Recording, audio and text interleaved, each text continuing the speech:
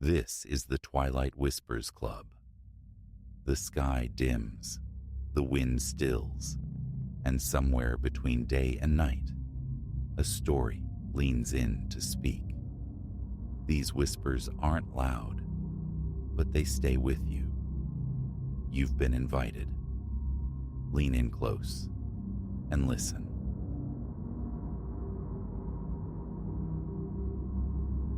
Rationality, I once believed, was the very architecture of my existence.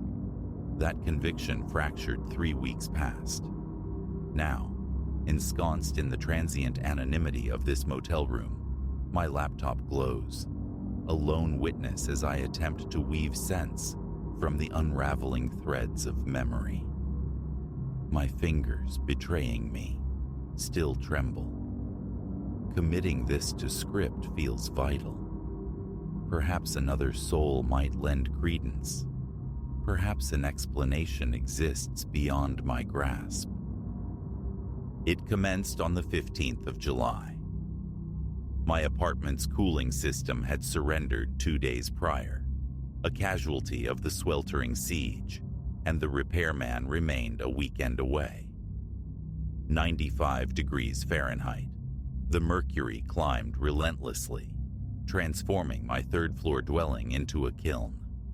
Stripped to boxer shorts, windows flung wide in supplication, 3 fans whirring futilely, I found no respite. The air itself was a stagnant entity, thick, ponderous. Sleep remained an elusive shore. At 1:45 a.m., adrift atop sweat-slicked sheets, the fan's drone filled the void.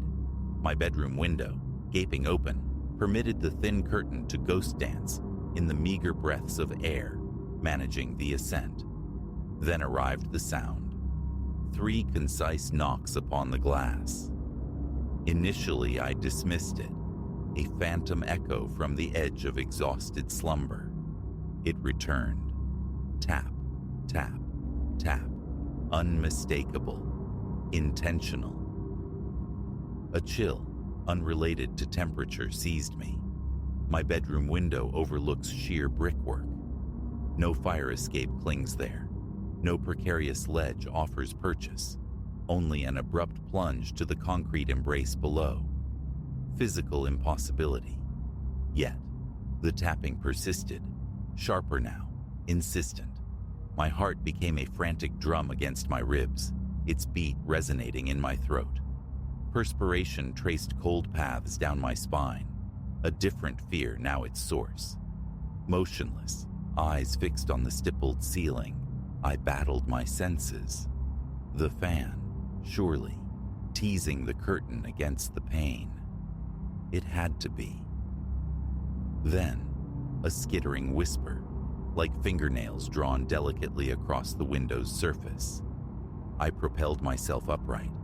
The curtain stirred, a pale shroud against the night. Behind it, a silhouette solidified, a deeper darkness coalescing. This is unreal. The words escaped my lips, a fragile prayer. Impossible. The shape shifted. Through the sheer fabric, the vague contours of a face materialized, pressed intimately against the glass. Ice bloomed in my veins. Movement became unthinkable. Breath, a forgotten reflex. The face remained, a static oval, eclipsing the faint luminescence of the city beyond. With hands that shook like autumn leaves, I fumbled for my phone on the nightstand, knocking it clattering to the floor. As I bent to retrieve it, a wet smacking sound, akin to lips kissing glass, reached me, followed by a low, breathy chuckle that prickled my skin. Phone clutched tight. I scrambled backward, a desperate crab walk until my spine met the unyielding wall. Fingers trembled violently, making the familiar sequence of 911 an agonizing task.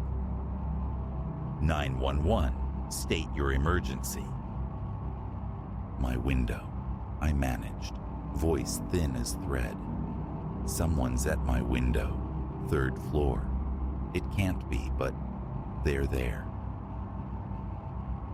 Your address, sir?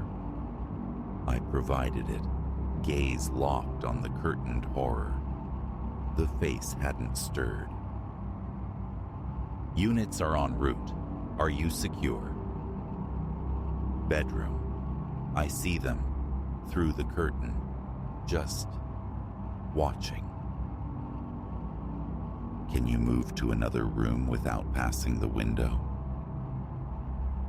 Yes, I think so. Please do so now, sir. Stay connected. I slid from the bed, the side furthest from the window, legs feeling like hollow reeds. Towards the door, I crept. The tapping resumed. Tap, tap, tap. I burst into the living room, slamming the bedroom door shut, twisting the lock.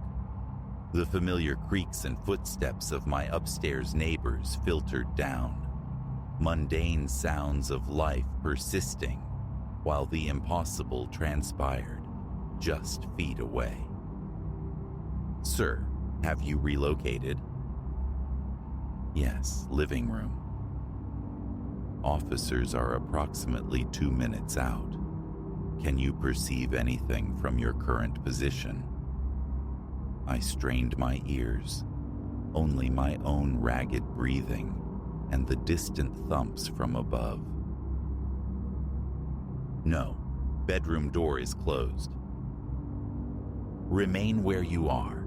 Help is very close. 3 minutes later, the buzzer shrilled. With quaking hands, I admitted them, waiting by my apartment door. Their knock nearly sent me through the ceiling. 2 officers materialized, hands hovering near their service weapons. I gestured mutely towards the bedroom. Flashlight beams sliced the dimness as they entered. I remained rooted in the living room, heart a frantic bird against my ribs. 5 minutes stretched into an eternity before they re-emerged. Place is clear, sir, the taller one stated. Checked the window, the exterior wall below, the ground level. Nothing. But I saw a face, I insisted, the words sounding flimsy even to my own ears. Knocking. They exchanged that glance, the universal semaphore for perceived delusion. Sir, you're 3 stories up, the shorter officer countered gently. No feasible access to that window, no ledge, no grips. We conducted a thorough search. I know what I witnessed, I whispered, conviction draining away. They took my statement with professional patience, advised a follow-up call should anything further occur, and departed. Their receding footfalls echoed the hollowness blooming within me. That night, the bedroom remained forbidden territory. I occupied the couch, bathed in the harsh glare of every light, startling at each creak until dawn painted the sky in bruised pastels. Exhaustion clung to me at work the following day. Serafina, from accounts, inquired if I was unwell. I mumbled about the heat, inadequate sleep. The truth felt too fragile, too ludicrous to voice. My lunch hour dissolved into frantic online searches, building history, local oddities, anything, nothing. Queries like face 3rd floor window yielded only digital ghost stories and urban folklore. By day's end, I'd almost persuaded myself, a fever dream perhaps, born of heat and sleeplessness. Nevertheless, a detour to the hardware store saw me purchasing new window locks, the kind the clerk swore would permit only a few inches of opening.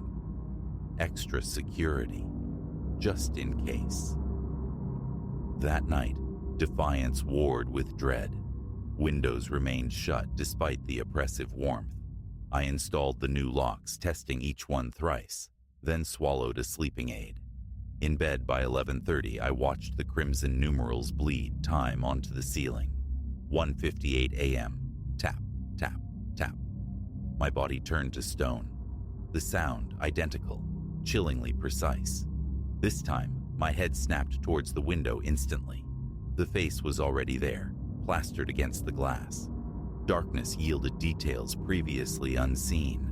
Skin like bleached parchment, eyes vast and depthless, a mouth stretched into a rictus grin, far exceeding human capacity. Phone already in hand, 911 dialed with slick, fumbling fingers. "It's back," I gasped the moment the operator connected. "Third floor, 1242 Oak Street, apartment 3B. Please hurry." "Sir, stay calm." Officers dispatched. My gaze remained fixed on the window. The face stared, smiled, watched. Then it pressed harder. The glass groaned under the pressure. "The window." I breathed into the phone. "My God, it's starting to..." The face retracted momentarily, then slammed forward with sickening force. The entire frame shuddered. I fled the room. Behind me, echoing in the sudden silence, that same soft, chilling laughter. The police arrived quicker this time. The outcome remained unchanged. No intruder, no disturbance, no marks upon the glass. One officer tentatively suggested stress-induced phenomena, recommending a physician. The other offered the card of a security firm, specializing in surveillance. Feigning illness, I skipped work. The day was consumed by installing cameras, one aimed inward at the bedroom window, another surveying the living room, a third guarding the hallway, all linked to a mobile application. I spent hours monitoring the feeds, a prisoner of flickering screens, jumping at shifting shadows. That night, my laptop became a sentinel in the living room, its webcam trained on the bedroom portal. Sleep in that cursed room was unthinkable. Another pill, the couch, phone clutched tight, security feeds scrolling endlessly. 2 a.m. Tap, tap, tap. My phone remained inert. The bedroom camera displayed only an empty window pane against the night sky. Yet the sound resonated, sharp and undeniable. I switched the feed to night vision. Still nothing. The tapping intensified. Trembling, I initiated a recording on my phone. Rising, I crept towards the bedroom threshold, phone held aloft, lens aimed at the window. It was there, visibly there to my own eyes, pressed flat, grinning its impossible welcome. But the phone's screen? Blank glass, an empty frame. I retreated, phone still recording the disparity. The face tracked my movement. The smile widened impossibly. Then, it spoke. "Let me in." The voice was wrong, fractured, a discordant overlay of pitches, high and low, gratingly out of sync. My phone slipped from nerveless fingers. I bolted, out the apartment, down the echoing stairwell, into the humid embrace of the street. I ran without thought, without direction, until the neon glow of a 24-hour diner, 6 blocks distant, offered sanctuary. There I remained until sunrise, nursing coffee, hands shaking violently. The waiter regarded me with cautious concern. Shoeless, clad in sleep-rumpled clothes, filmed in cold sweat, I must have presented a spectral sight. Later, checking my phone, the video file was corrupted, dissolving into pure static. Work beckoned simply because inaction felt worse. Focus proved impossible. My supervisor, citing my pallid appearance, urged rest and sent me home before lunch. Home was the last place I considered. A hotel room became my refuge. A locksmith was summoned, every lock replaced. The security company was contacted, my service upgraded to their premium tier, promising constant vigilance. That night, blessedly grounded on the first floor, sleep finally came. No tapping, no face, only profound, welcome silence. The following day, apprehension warred with a fragile sense of security as I returned to my apartment. Everything appeared normal. The security company's sensors and cameras were discreetly placed. The new locks felt substantial. A measure of safety returned. Sleep, however, remained relegated to the couch. 2 a.m. My phone pulsed, a security alert. Motion detected at bedroom window. I accessed the feed instantly. Nothing. Tap, tap, tap. I didn't look this time, didn't move, just sat, frozen, listening. "Let me in," the layered voices whispered through the door. "You cannot keep me out indefinitely." The tapping persisted, a metronome counting down the hours until dawn. This became the rhythm of my existence for 3 agonizing weeks. A nomadic life, shuffling between motels and friends' couches, fabricating excuses about faulty air conditioning or ongoing renovations. But such evasions are finite. Last night, I stayed. Fortified my apartment like a besieged citadel. Cameras from 3 separate providers, phone recording, laptop capturing, every light blazing defiant against the encroaching hour. 2 a.m. Tap, tap, tap. This time, I walked directly to the window. The face awaited, stretched in that grotesque, impossible grin. "What is it you want?" I demanded, voice surprisingly steady. The smile widened further, splitting the face beyond anatomical limits. The teeth were wrong, too numerous, needle sharp. "To enter," it rasped, the chorus of voices slithering together. "You will permit entry.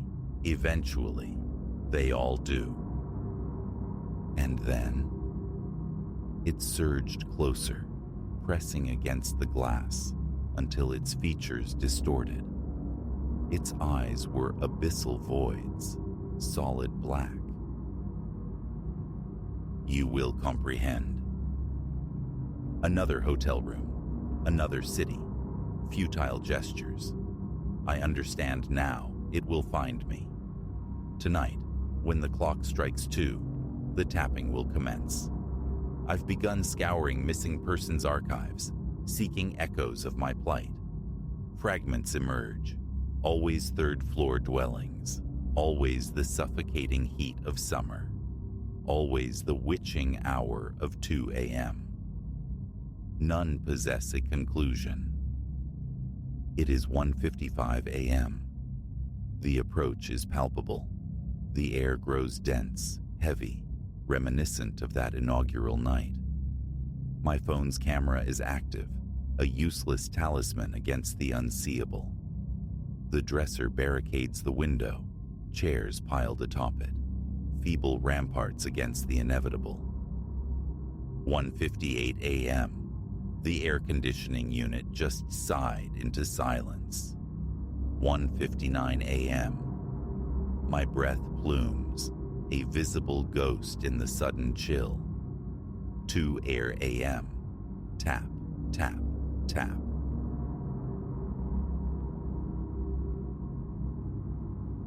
The carriage gave a violent shudder, a lurch that snapped 3 heads back in uncanny, simultaneous recoil.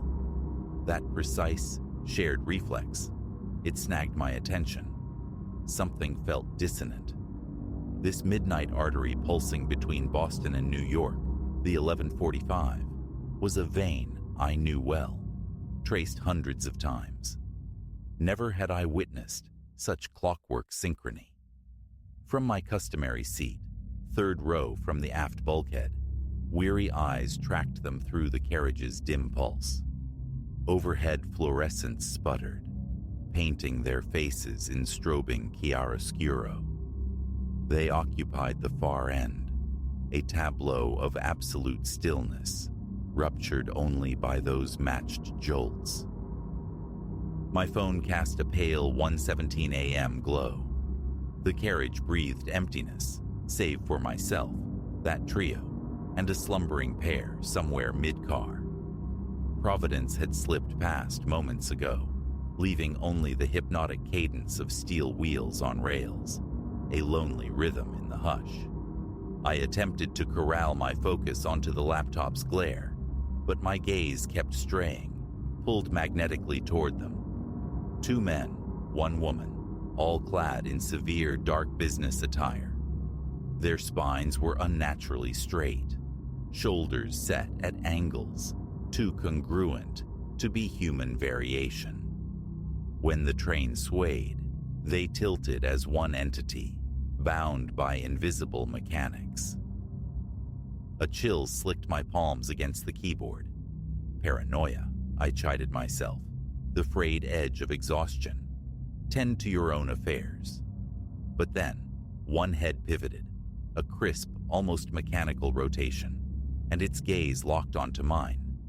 The face. It was fundamentally wrong. Human architecture, yes, but the eyes were the chilling flaw. Glassy, unblinking voids like a porcelain doll's, set within skin of impossible smoothness, devoid of life's minor imperfections. A knot tightened in my gut. I wrenched my eyes back to the screen, my heart a frantic drum against my ribs. Perspiration prickled my brow despite the carriage's refrigerated air. A leaden weight seemed to anchor my legs. Move. Get to another car. But I remained frozen. The train began to decelerate, bleeding speed as the next station loomed. Footsteps approached down the aisle, measured treadfalls I refused to acknowledge. A hand clamped onto my shoulder, fingers biting firmly into muscle. Don't react, a low, urgent voice commanded near my ear. Don't look their way. When we stop, you exit with me, immediately. I risked a sideways glance. A man perhaps in his 50s, close-cropped gray hair, a weathered leather jacket. His grip was an unyielding anchor. What? I breathed, the whisper swallowed by his next words. Their movements are aberrant because they aren't what they seem. You perceived it, didn't you? The way they articulate. Stay aboard this train, and New York becomes an unreachable destination. Deceleration intensified. Through the grime-streaked window, the lights of Kingston Station swam into view. My thoughts fractured, racing. This stranger, a potential danger himself? Yet his voice held a potent cocktail, raw dread laced with unshakable conviction. It compelled belief. My eyes flickered towards the trio. They were upright now, gliding into the aisle with that same flawless coordination. Their motion was fluid, yet subtly distorted, like film running at an fractionally incorrect frame rate. Now, the stranger hissed, hauling me upright. I snatched my laptop bag, abandoning my suitcase overhead. As we surged toward the exit, I heard other footsteps echo ours, gaining speed, still perfectly synchronized. The train hadn't quite achieved stillness when the stranger slammed the emergency door release. A blast of frigid air assaulted us as he shoved me toward the gap. Jump! Instinct overrode thought. Gravel met my feet. I stumbled, impacting the earth, rolling. The stranger landed beside me an instant later, pulling me roughly to my feet. Run! We sprinted, scrambling away from the rails toward the deserted platform's concrete expanse. Behind us, a single resonant thud echoed, 3 pairs of feet striking the ballast as one. The impact sounded impossibly heavy, metal on stone. "Don't look back," the stranger gasped between ragged breaths. "Whatever happens, don't look at their faces now." Lungs burning, we crossed the vacant platform and burst into the station building. The fluorescent tubes within hummed aggressively in the profound silence. A lone station agent, bleary-eyed, glanced up from his phone's glow as we stormed in. "Lock these doors," the stranger roared. "Call the authorities." The agent merely blinked, bewildered. I turned, compelled to look through the glass doors, and froze. They advanced across the platform in perfect phalanx formation, their locomotion unnervingly fluid, gliding. Their faces, bile surged in my throat. The skin had undergone a hideous transformation, now translucent, waxy. Their eyes caught the station lights, reflecting them like polished chrome. The stranger yanked me down behind a bank of plastic seats. "Stay low," he commanded, extracting something from his jacket pocket, a compact metal cylinder etched with unfamiliar symbols. The glass doors slid open with a soft pneumatic sigh.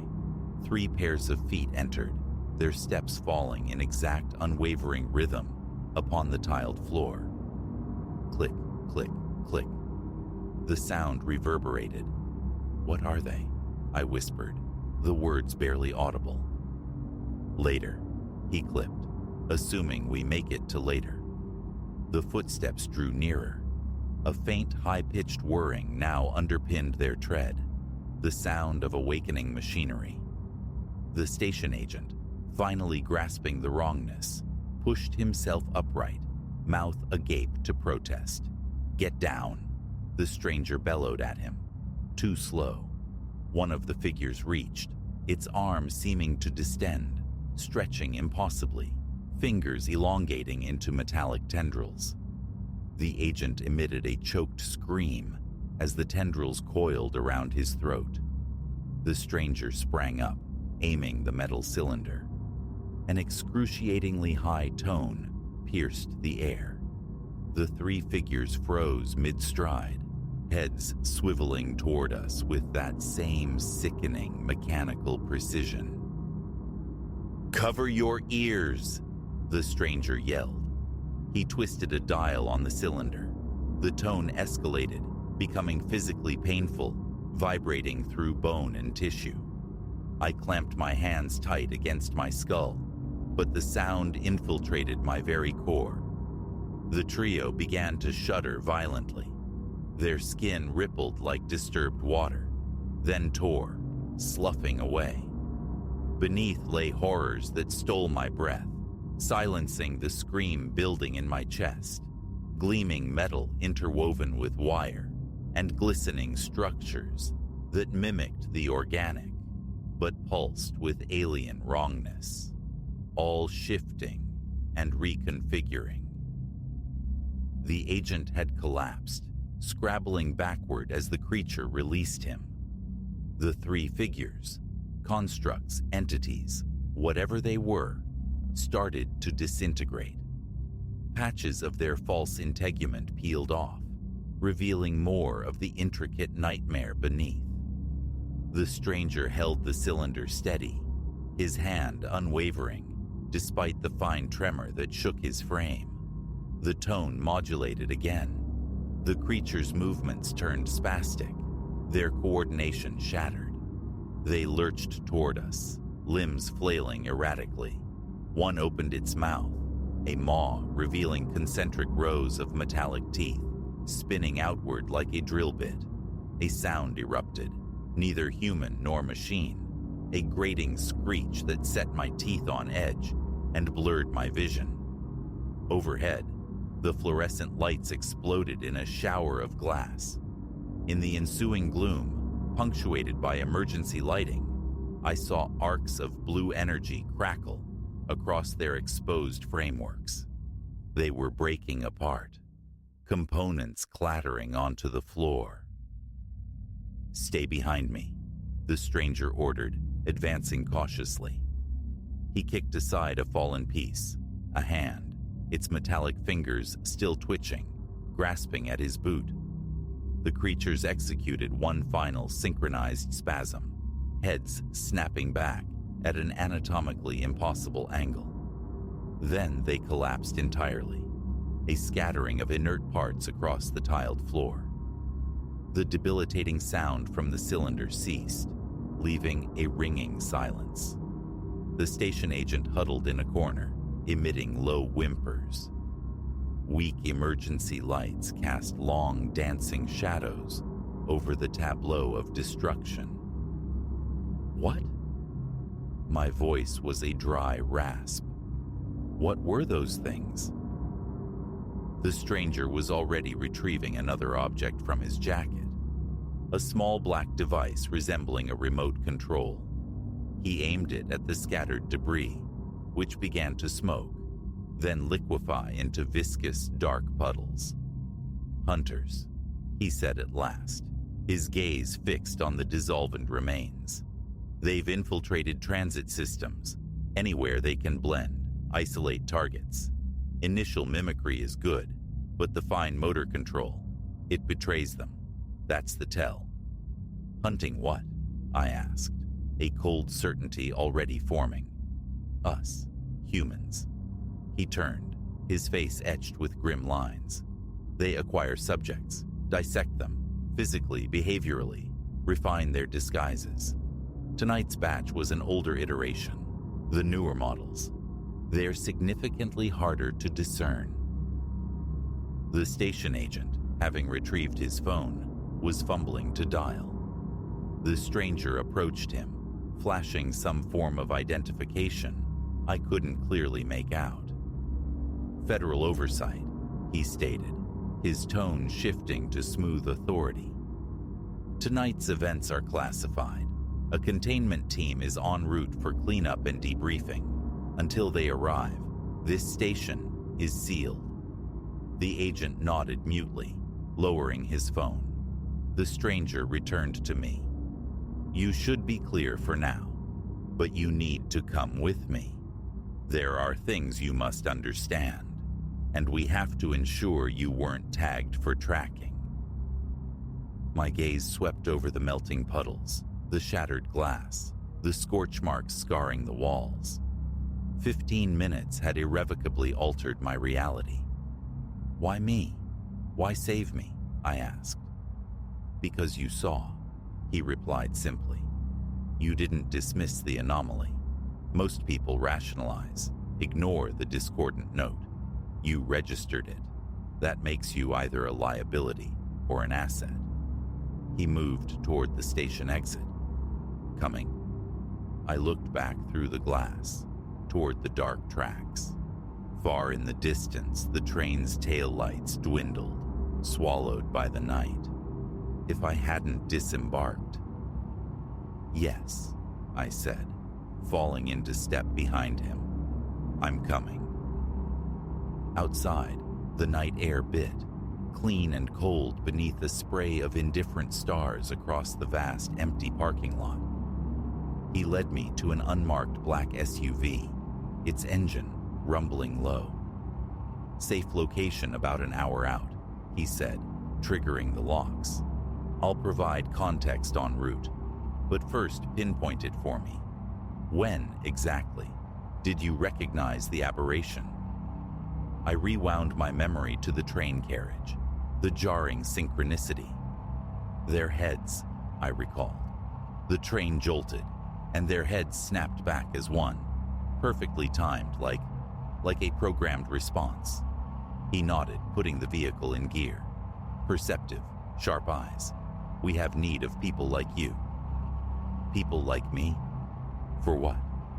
"The resistance," he stated plainly.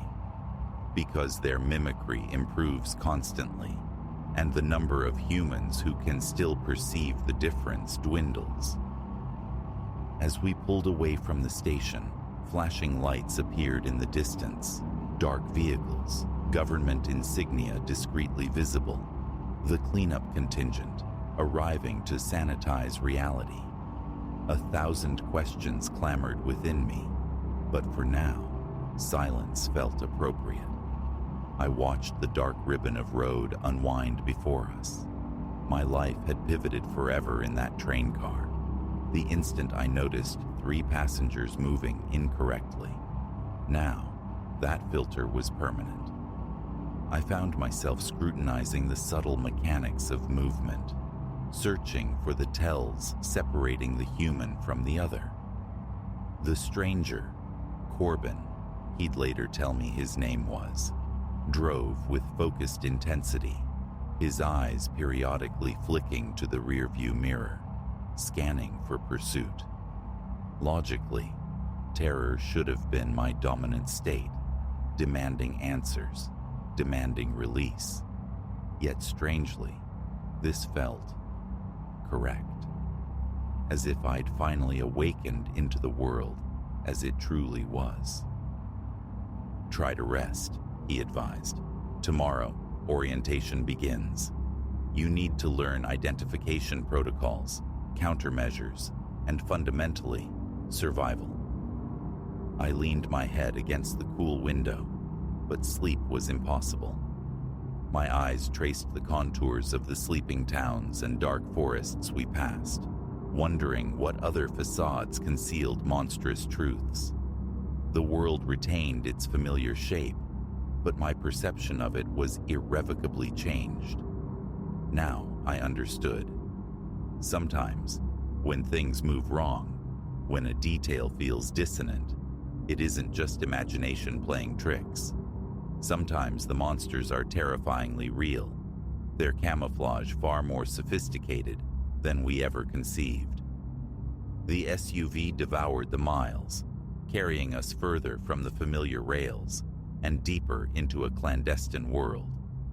Behind us, the night train sped toward New York, and I wondered how many other passengers might notice, might sense the subtle wrongness in a gesture, a glance.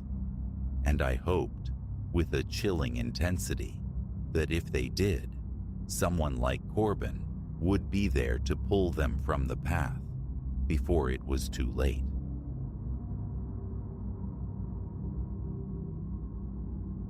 "911 dispatch. State the nature of your emergency." My voice, a practiced monotone, threads through another calamity. This time, flames devouring a clapboard house across the sprawl.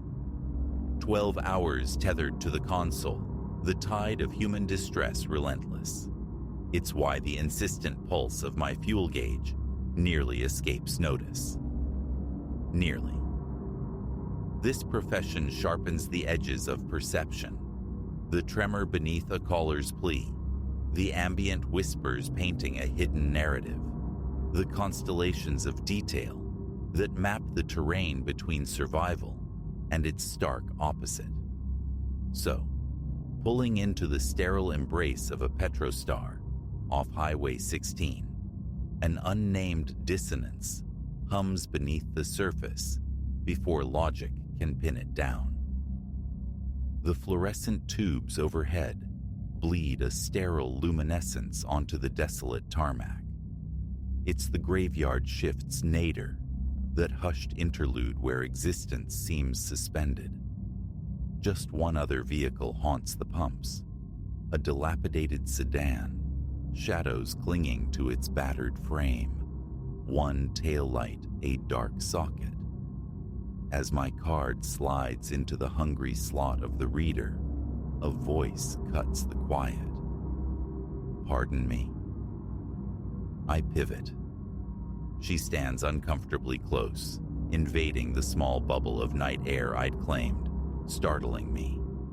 30s, perhaps, encased in a rumpled power suit incongruous against the 3 a.m. backdrop.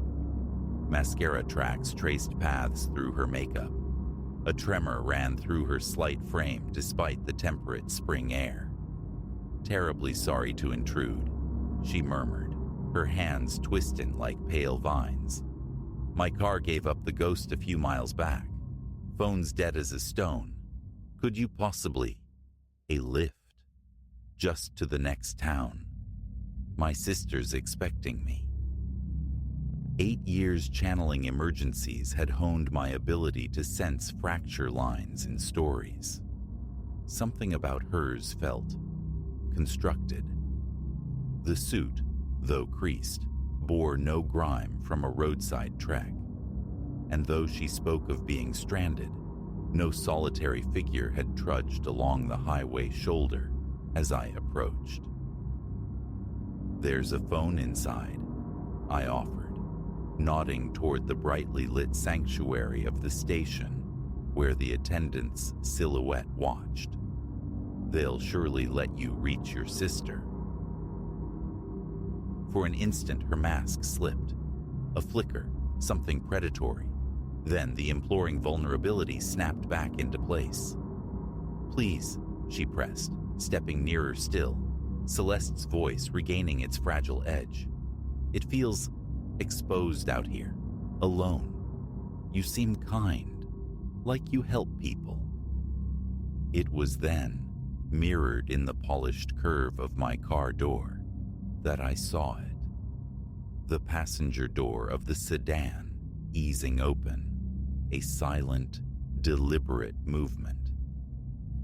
Actually, I kept my tone level, disengaging the fuel nozzle.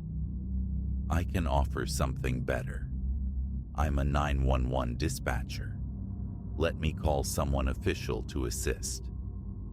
My hand moved toward my work phone, the direct line to patrol units humming in my pocket. She moved with startling alacrity, her grip clamping onto my forearm. "No police," Celeste hissed, the facade crumbling into undisguised menace. Her nails bit into my flesh as she attempted to drag me toward the waiting sedan. "Just get in. Don't fight this." Training surged. I ripped my arm free, simultaneously slamming my palm onto the car's panic button. The resultant shriek shattered the nocturnal stillness as I scrambled backward toward the station's glass doors. The attendant was already dialing, his eyes fixed on the unfolding drama. Headlights, twin beams, speared the darkness on the highway, drawing closer. A man, Reese, burst from the sedan's passenger side, spitting curses as he charged. Celeste lunged again, but I was already tumbling through the station doorway. The attendant, Silas, a man whose retired security guard bearing radiated quiet competence, was rounding the counter, a Louisville slugger held ready. "Units are 3 minutes out," he stated evenly, planting himself between me and the entrance. Outside, tires screamed abuse on the asphalt as the sedan fishtailed out of the lot, leaving behind twin ribbons of burnt rubber. My hands trembled as I raised my work phone, relaying the sedan's description, its vector, to the familiar voices on the other end of the line. Within moments, the forecourt pulsed with strobing red and blue, painting the pumps in frantic stripes. The subsequent investigation unearthed a disturbing constellation of similar encounters, dotting Highway 16. Lone women approached at fueling stations, solicited for rides, then coerced into waiting vehicles. Most had broken free. Others hadn't shared that fortune. My dispatcher's intuition, the detectives affirmed, likely steered me clear of becoming another grim data point. Silas waved away my attempt to pay for the petrol. "You navigated that perfectly," he said, escorting me to my car after my statement was logged. Good intentions shouldn't eclipse good sense. Kindness doesn't mean switching off your internal alarms. The following weeks saw transformations at the Petrostar. Persuaded by Silas, the owner invested in brighter, broader illumination and additional surveillance eyes. Signage appeared, cautioning patrons about common ruses, offering the sanctuary of a free emergency call. The graveyard shift became a two-person watch, with Maya joining Silas. I found myself drawn back there, even on a full tank, sometimes bearing coffee for Silas and Maya. We'd swap tales of the night shift's surreal theater, but the conversation inevitably circled back to vigilance, to watching each other's backs. One evening, I found Silas patiently demonstrating to a young student how her car keys could serve as a makeshift defense. Better equipped and unneeded, he advised her gravely, than needing and unequipped. She was one of many. The station was evolving into an informal bastion of safety for nocturnal travelers. They apprehended the pair eventually, 3 states distant, attempting the identical charade. Celeste hadn't been their only accomplice. Their method involved manipulating susceptible individuals into aiding their predatory cycle, weaving a tapestry of fear and exploitation. Now, fielding calls from stranded motorists at the dispatch center, the memory of that night resonates. Assistance is still dispatched, naturally, but now tempered with warnings about potential deceptions. Caution isn't callousness, it's intelligent aid. When a fledgling dispatcher recently inquired how I maintained composure amidst chaos, I recounted the Petrostar incident. I explained how the most insidious threats sometimes forego sirens and screams, opting instead for specious narratives and practiced desperation. Heed your training, I advised her, but equally, honor that visceral knot in your stomach when a situation feels fundamentally wrong. In our line of work, that intuition safeguards not just you, but countless others. The Petrostar has become something of a beacon for local law enforcement. Patrol cars make frequent informal stops, officers exchanging words with Silas and Maya.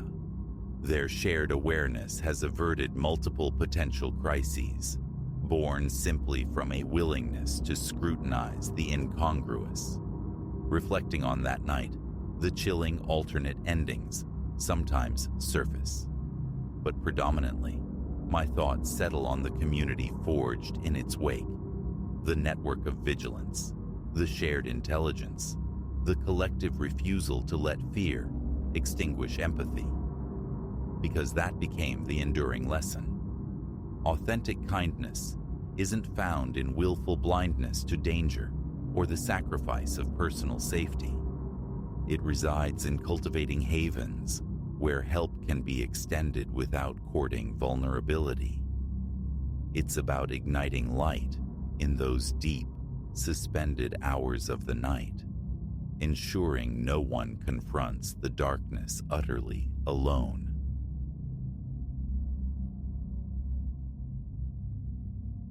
The camera arrived unannounced, a cipher in plain cardboard left squarely on my desk amidst a geology of old case files. My name, Elias Vance, was scrawled across the top in stark, thick black ink. The box, sealed with unassuming clear tape, offered no clue to its sender. Distracted by a backlog of phone messages, I slit the tape without ceremony. Inside lay an anachronism, a camera of considerable vintage, its metal body heavy in my hand, clad in a worn leather strap, bearing the patina of countless grips. I trade in the tangible, insurance fraud, straying spouses, vanished assets. People deposit oddities on my doorstep occasionally, hoping I'll unearth a story or trace a lineage. This felt like another such eccentric errand. Little did I suspect it would fundamentally alter my perception of every captured image. Belief in the spectral isn't my currency. Ghosts, curses, haunted artifacts. I nod politely at such notions and file them under delusion. Yet, this camera possessed a disquieting gravity, a density exceeding mere alloys and optics, as if burdened by unseen histories. Scratches spiderwebbed the lens periphery. A nebulous patch clouded one corner of the viewfinder. A peeling label on the base whispered fragments, M Photo Works, and a serial number eroded by time into illegibility. Closer inspection revealed it took standard 35mm film, though the spool mechanism deviated subtly from modern designs. A sealed roll of film accompanied it, its canister inscribed with characters hinting at a German, or perhaps Russian origin. A slip of paper offered only cryptic encouragement. A rare find. Enjoy. No signature, no provenance. I shrugged, consigned the note to a drawer, the camera beside it. That week demanded documentation for a warehouse break-in. Evidence of persistent trespass, footprints, pry marks, interior damage. My reliable digital SLR, offering instant gratification, is my usual tool. Yet, some impulse prompted me to retrieve the vintage anomaly. Curiosity, perhaps, a desire to test its function. After acquiring fresh 35mm stock locally, I loaded a roll and spent a focused half-hour chronicling the warehouse's violation.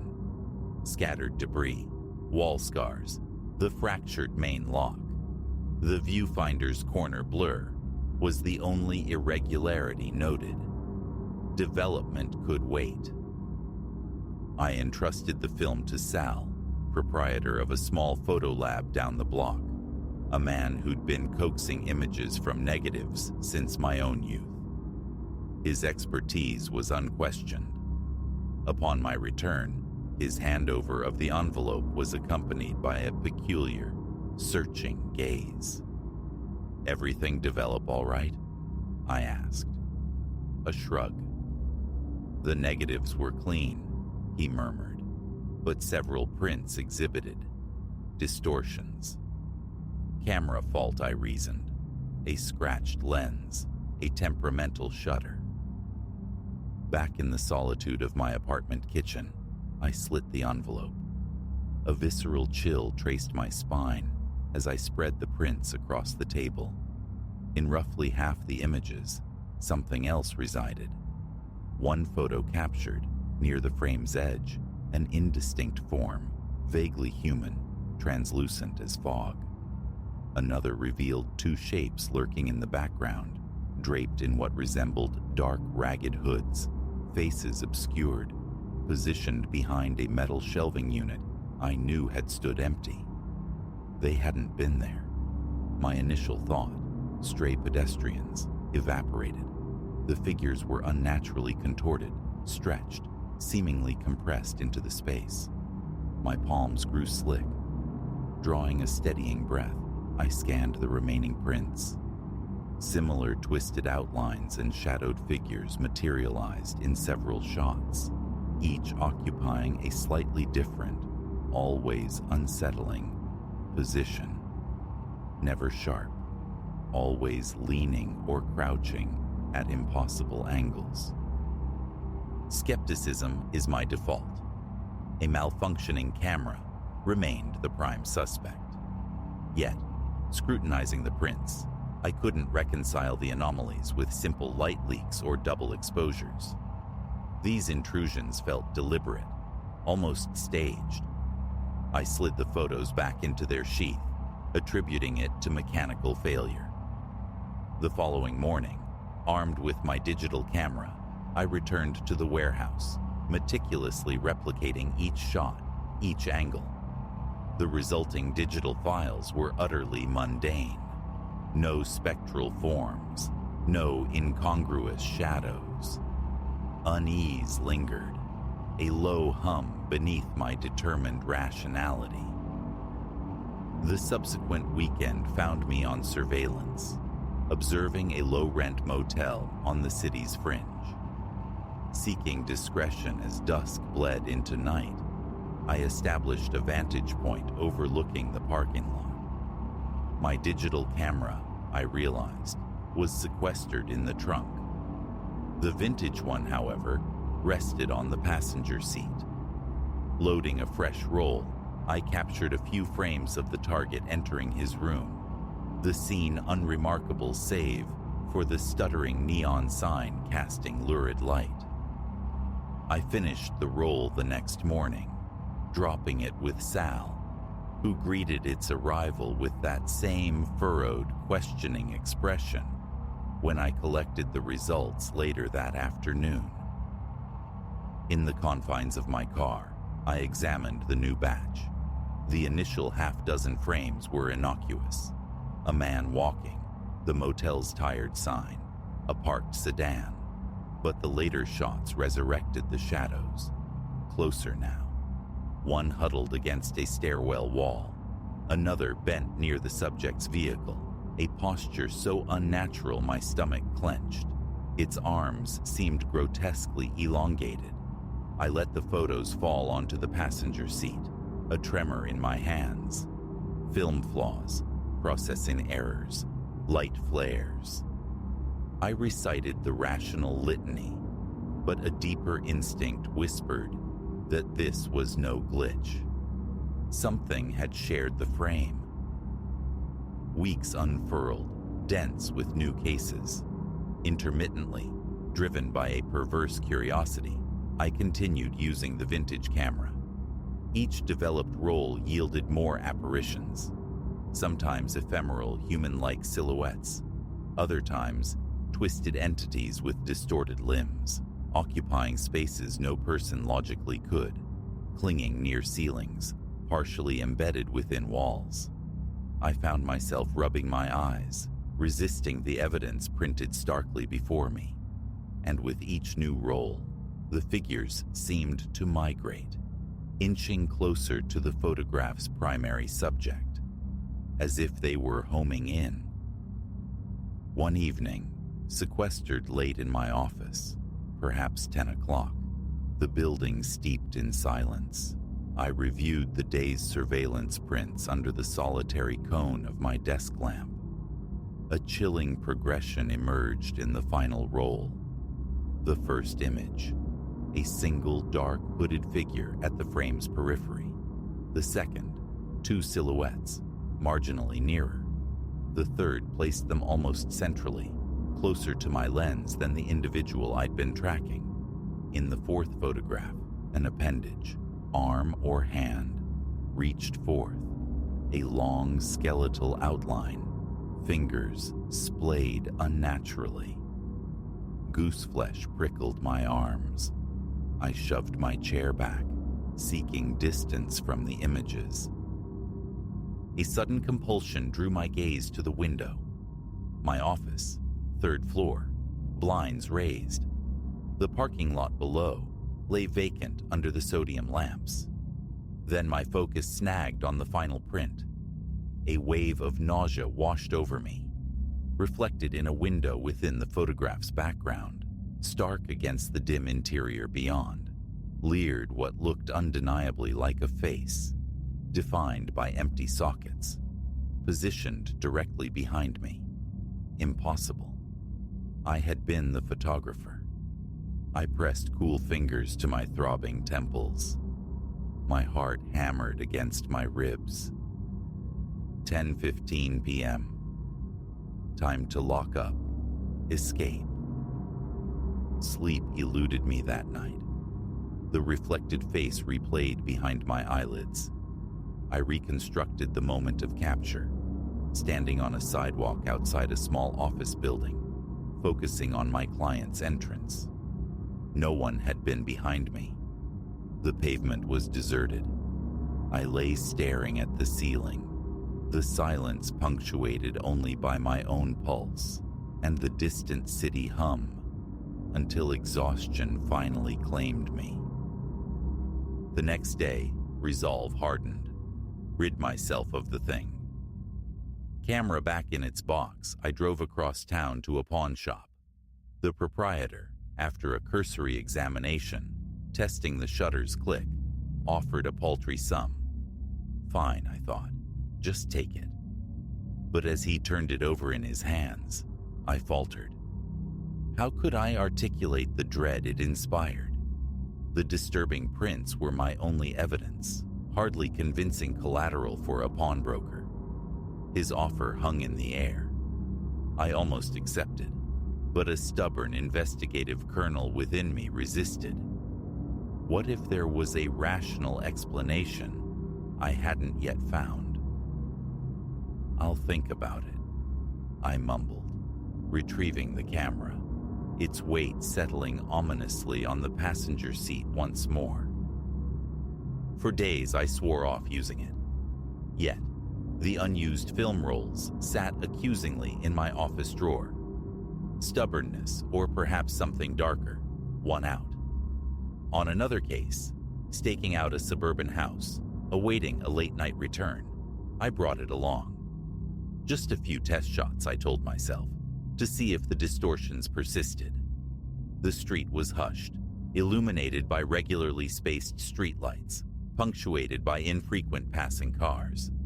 I documented the driveway, the mailbox, the shadowed windows, mundane details. Dropping the film at Sal's, I attempted nonchalance, but his wary glance met mine. Later that night, my phone rang. Sal, an unprecedented event. His voice was strained. Finished your photos. You should come get them. Was everything all right? I don't want them here overnight, he stated flatly. At the lab, the new prints lay starkly on the counter, under the fluorescent lights. Sal pointed to a sequence of 4. Each depicted the same hooded figure, now positioned directly before the subject's bedroom window, its face angled towards the camera, yet the hood's deep shadow rendered it featureless, a void. In the final frame, the figure had moved, standing near a garden bush, seemingly gazing towards the street, towards where I had been positioned. Sal confirmed the negatives were untainted. He refused payment. Take them and go, he insisted, his usual affability gone. Driving back to my office, my grip tightened on the steering wheel until my knuckles ached.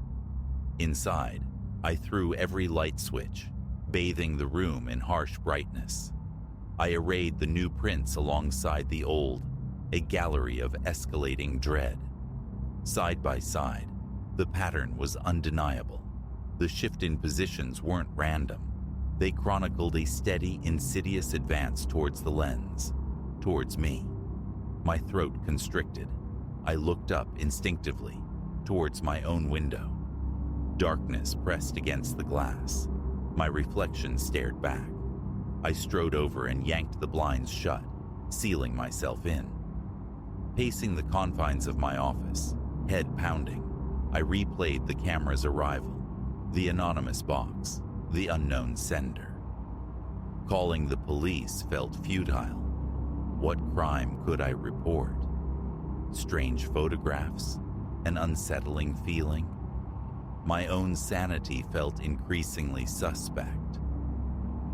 That night, my apartment felt unsafe. I remained in the office, lights blazing, eventually succumbing to uneasy sleep in my chair around 3:00 a.m. A sudden noise jolted me awake, a distinct scrape against the window pane. Heart pounding, I rose, braced myself, and crept towards the blinds. My mouth was desert dry. Lifting a single slat with a trembling finger, I peered out. For a fleeting instant, I perceived a dark shape huddled on the fire escape, like the edge of a heavy cloak fluttering. Then, Nothing. Just the empty metal structure against the brick. My own hypervigilant eyes, I told myself, breathing raggedly. I stood sentinel by the window for long minutes, listening. Only the city's low thrum answered. I secured the window lock and retreated to my chair. By morning, a decision formed. The camera now resides in my office safe. I resolved not to use it again, yet discarding it felt impossible. A chilling intuition suggested that disposal wouldn't end this, wouldn't provide answers. Was the camera itself the source, or merely a conduit? Paranoia gnaws at me. Or perhaps something truly malign has latched onto this device, onto me. Now, I scrutinize every photograph, even casual phone snaps, searching the peripheries for hooded shapes, for limbs bent at unnatural angles. For the present, my office blinds remain drawn. I confine my work to daylight hours, avoiding the late-night vigils. Looking out windows after dark feels like an invitation.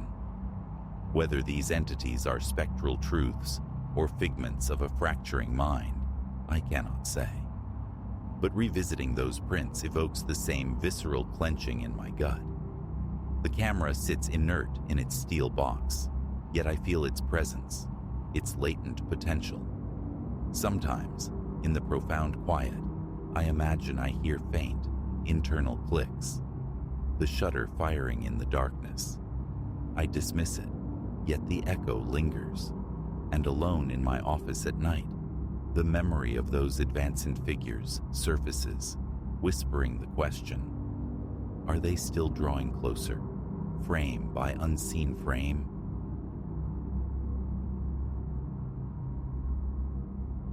Rain arrived, not as a downpour, but as a hesitant fingertip tapping the taut skin of our tent, a sound almost lost beneath the campfire's final sputtering sighs. My gaze found Ilara's across the diminishing flames. The same disquiet I felt swam in the firelight reflected in her pupils. Throughout the evening, the woods had whispered and creaked, sounds we'd dismissed as the forest settling into night. Now, with true dark swallowing the trees and the rain gathering conviction, those noises acquired a sharper, more malevolent edge. We hadn't intended this isolation. Our planned destination, a well-trodden site by the lake, pulsed with the raucous energy of youth upon our arrival. Seeking sanctuary, we had pushed deeper, tracing less defined paths until a secluded glade, seemingly untouched, offered its embrace. A foolish choice, perhaps, born of naive desire. Doesn't the errant couple always find calamity in those shadowed narratives? Yet, this was tangible, not celluloid flickering on a screen. Zipping the tent flap against the insistent drumming, I quelled the rising anxiety. We knew the woods, carried provisions, possessed a map, even held a hazy notion of the ranger station's bearing. We would be fine. Assurances whispered into the growing storm. The rain escalated, a relentless tattoo against the nylon. Ilara and I burrowed into our sleeping bags, our voices low, sketching plans for the morrow's hike. But the conversation frayed, thinning into a strained silence, stitched together only by the ceaseless rain and the low growl of distant thunder. Midnight approached, perhaps passed. Then it came.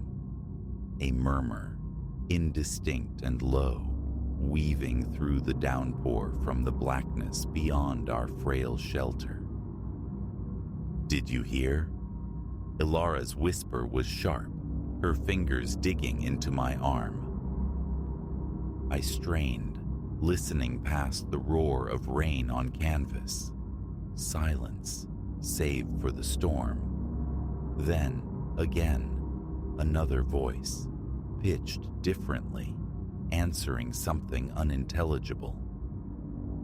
Other campers likely, I offered, the words tasting hollow, lacking the conviction I tried to project.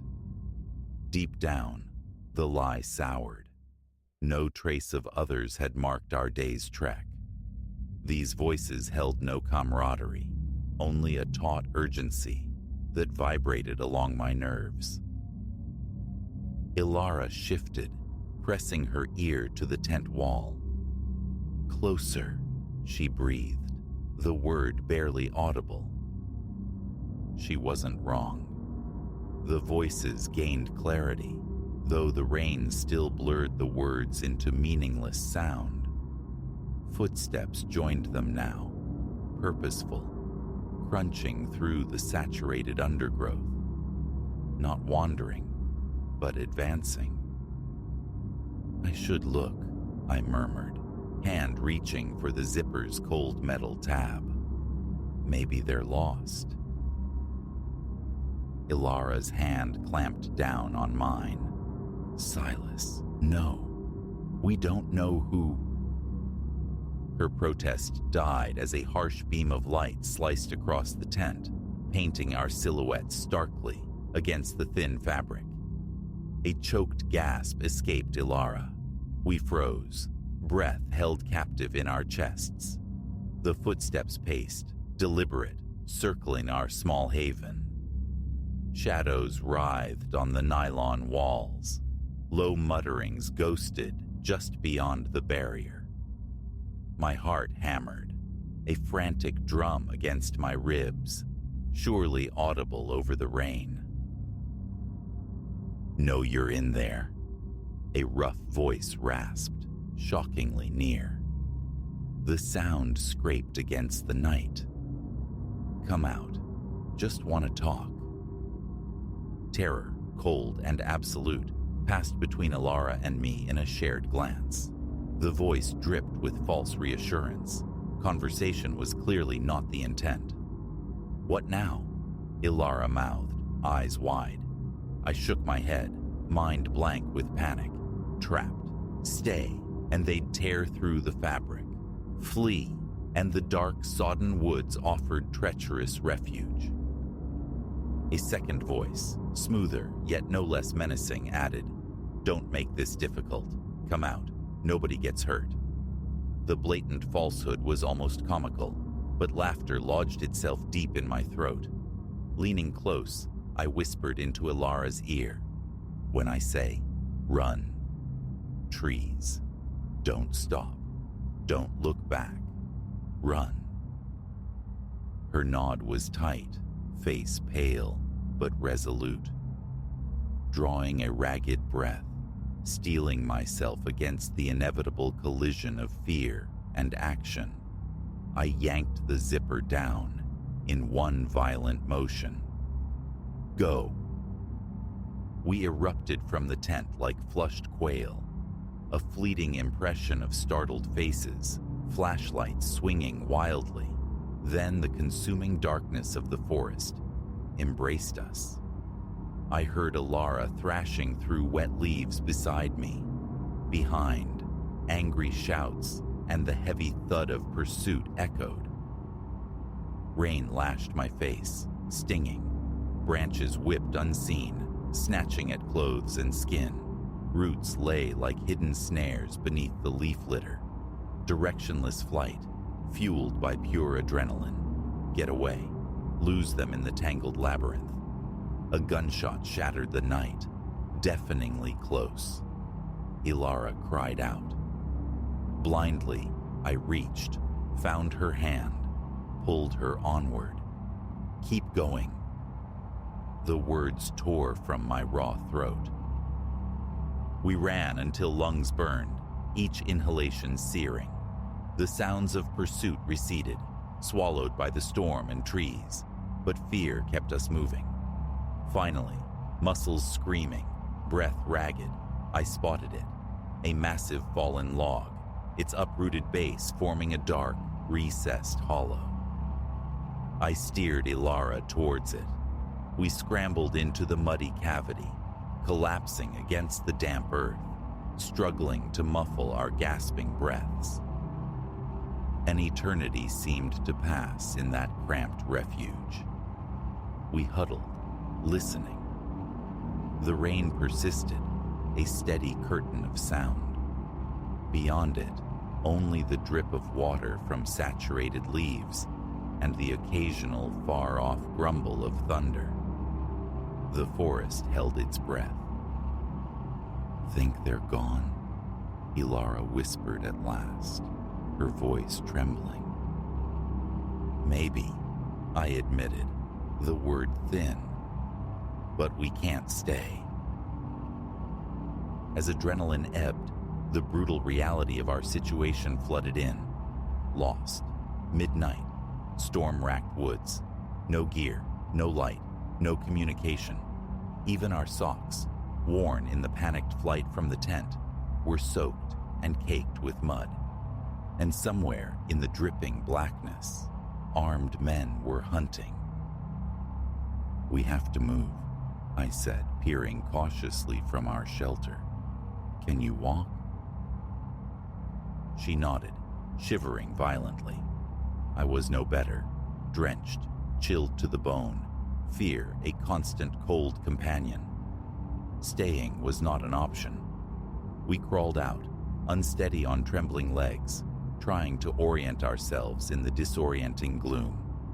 The rain had softened slightly, but dense clouds smothered the stars, offering no guidance. I dredged my memory, trying to recall the direction of our frantic escape, aiming for the opposite. "This way," I guessed, pointing into the dripping void. "There might be a road. Miles, maybe. If we reach it." We pushed forward, forcing ourselves into a semblance of stealth through the sodden undergrowth. Every snapped twig sent jolts of terror through us. Every elongated shadow seemed to conceal a waiting threat. Several times, rustling nearby froze us mid-step, hearts pounding, only to resolve into the scurry of some small creature or the sigh of wind through pines. Who were they? Why us? My mind churned with unanswerable questions as we stumbled onward. Was the campsite a lure, for us specifically, or any unfortunate souls seeking solitude? The thoughts spun, a terrifying vortex. All that mattered was forward motion, find and help before they found us again. Dawn was a subtle shift, a dilution of the absolute blackness, when the distant drone of traffic reached our ears. The sound, mundane yet miraculous, injected desperate energy into our exhausted limbs. We pressed on, ignoring aching feet, ignoring the cold, ignoring the fear. Bursting through the final line of trees onto the wet shoulder of a highway felt like surfacing after drowning. The rising sun glinted off the wet asphalt.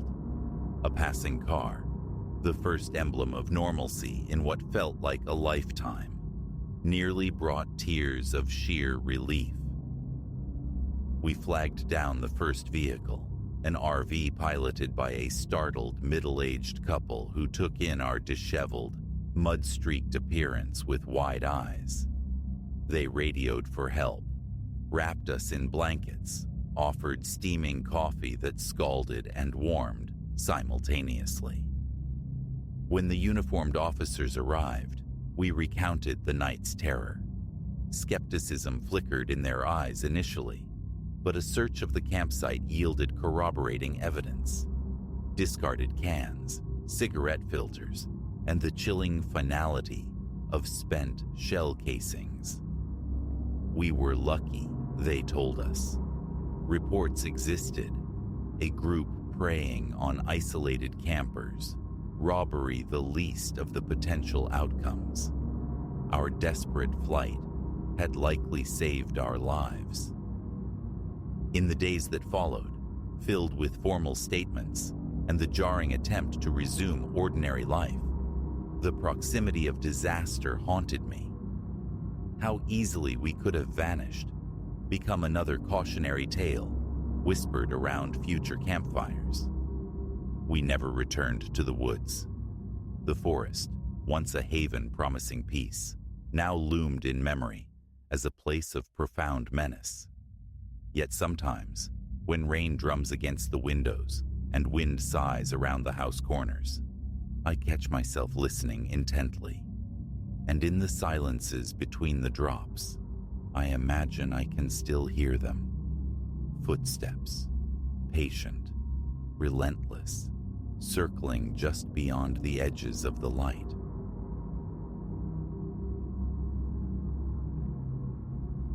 Consciousness surfaced alongside a pressure beneath my ribs, a tightness that sleep hadn't eased.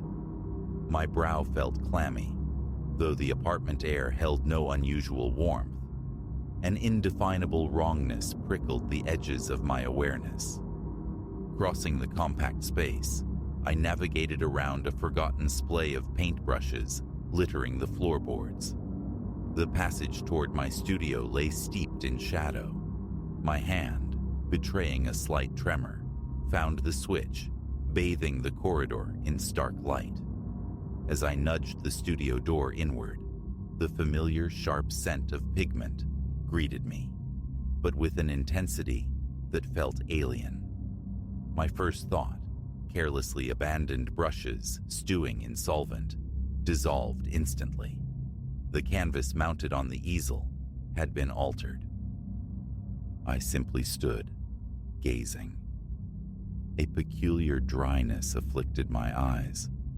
Blinking served only to confirm the baffling reality. The artwork confronting me bore little resemblance to the piece I'd relinquished to the night. A strange flutter commenced deep in my belly, while my throat seemed to narrow. Landscapes are my métier. A decade now I've spent translating the quietude of seascapes, the hush of forests, onto canvas. Last evening's labor had been a meadow, bathed in the nascent gold of late afternoon, its grasses rendered in vibrant emeralds. I'd been refining the clouds, adding final ethereal touches, before ceasing work near midnight. Serenity had radiated from it then. This morning presented a stark antithesis. The grass, far from welcoming, possessed a dark, muddy cast, closer to bruised earth than living green. A heavy ceiling of gray oppressed the sky, weeping streaks of black that bled down toward the distant tree line. Disconcerting enough to make me doubt my own recollection. Yet there was more. A form, nestled near the meadow's edge by a copse of trees. Indistinct, lacking features, it suggested a hunched posture, an inclination forward.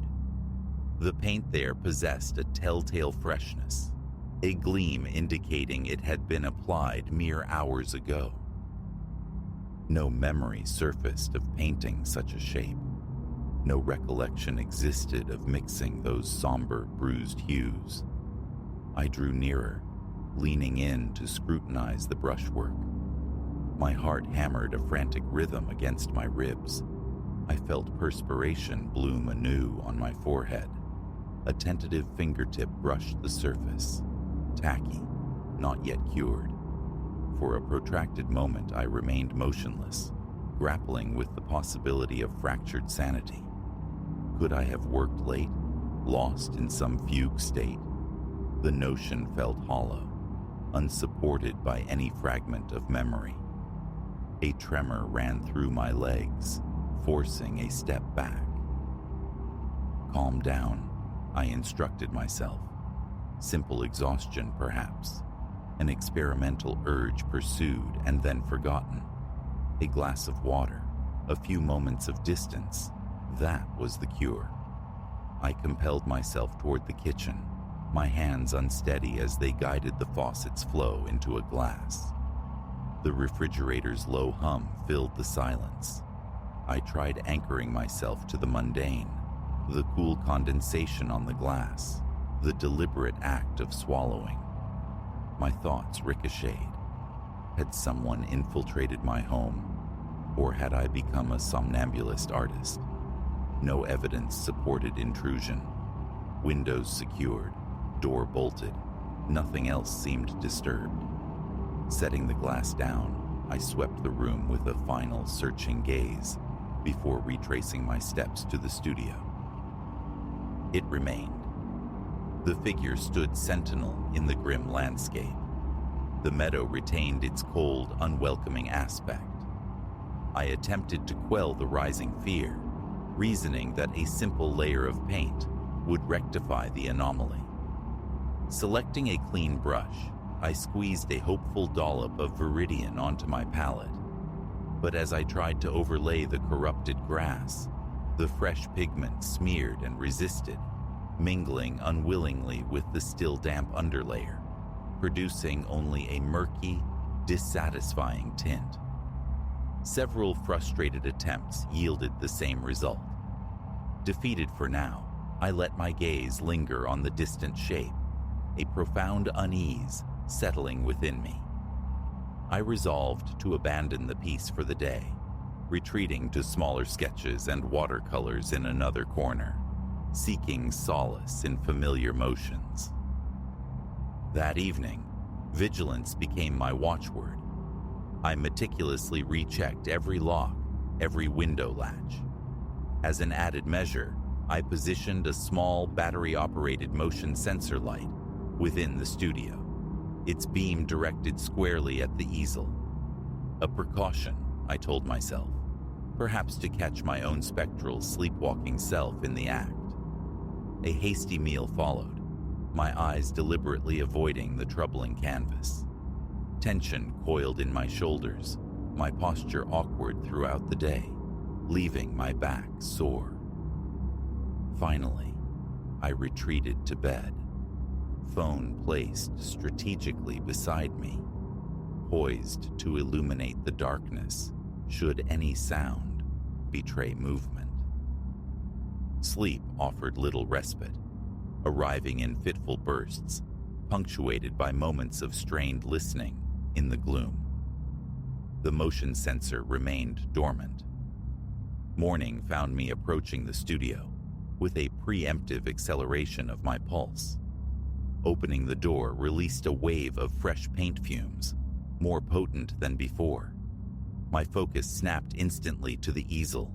The sky had deepened, acquiring the bruised intensity of an impending storm, and the figure near the trees, it had migrated. Perhaps 5, maybe 6 paces closer to the viewer, its presence more assertive. A nebulous hint of something else lurked further back, too indistinct to decipher. A chill traced its path down my spine. Gooseflesh prickled my arms. I glanced at the motion sensor, undisturbed. Its small green light glowed steadily, indicating a full battery. No flicker, no sign it had been triggered. Again, I reached out. Again, the paint felt damp, yielding slightly under my fingertip, that familiar stickiness clinging for a moment. Rubbing thumb and forefinger together confirmed the texture. My heart slammed against my ribs with renewed force. A frantic search of the apartment ensued, corner by corner, yielding nothing. Locks secure, floors unmarked, no trace of another presence. Retrieving my phone, I documented the painting with several photographs, then recorded a brief, trembling narration of the events thus far, a measure against the encroaching fear that I was fabricating this ordeal. The ensuing days established a disturbing rhythm. Each dawn unveiled new, unsolicited alterations to my work. One night, the phenomenon spread. A nascent piece, barely begun, the skeletal outline of a mountain range beneath the sunrise wash, was transformed. I'd left only the faintest lines, a whisper of color. Morning revealed peaks cloaked in heavy shadow, and perched upon a precipice overlooking the valley was another shape. It shared the same hunched, watchful posture as the figure in the meadow. A familiar constriction seized my throat. These weren't random defacements. They possessed detail, depth, and undeniable, unsettling intentionality. The skill was apparent, yet the artist remained phantom, impossibly present within my sealed apartment. Driven by desperation, I began sleeping in the studio itself, curled on a small divan, pushed against the far wall. My phone, mounted on a tripod, was set to record the entire night, aimed at the easel. The first night of this vigil was punctuated by several abrupt awakenings. I'd sit bolt upright, scanning the canvas in the dim light, unchanged. A wave of relief would wash over me, allowing a brief return to uneasy slumber. But morning invariably brought fresh violation. The figure had moved yet again. Now, a second form stood beside it, both oriented towards the foreground. I reviewed the phone's recording meticulously. It showed only my restless sleep, my occasional sit-ups to peer at the easel. Nothing else. No spectral hands, no brushes moving of their own accord, no intruder slipping past the lens. Yet the painting itself, upon waking, was undeniably, inexplicably different. After the fourth or fifth night, the recordings felt futile. Exhaustion carved dark hollows beneath my eyes. A constant nausea churned in my stomach whenever I entered the studio. I persisted with my usual work, attempting smaller, safer pieces, but confidence bled away with each inexplicable event. What was happening? I reached out, inviting a friend to witness the phenomenon, but daytime visits proved useless. The paintings remained static during waking hours. He offered sympathetic but ultimately unhelpful suggestions.